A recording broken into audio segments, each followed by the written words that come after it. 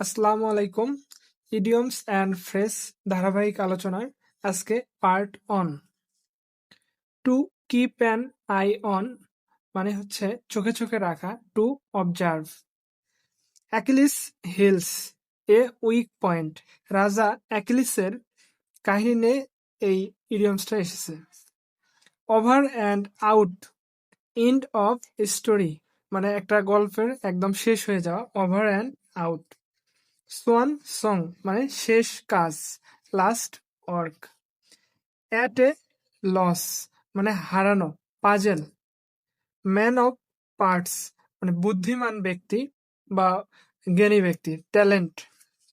Dog days মানে খুব গরম একটা আবহাওয়া, হট ওয়েদার। ক্যাশ কাউ মানে যে গরু দুধ দেয় সেখান থেকে আস্তে আস্তে প্রফিট পাওয়া যায় এমনটা বোঝায়। A source of steady profit. Trade of A compromise. A piece of cake something that is very easy.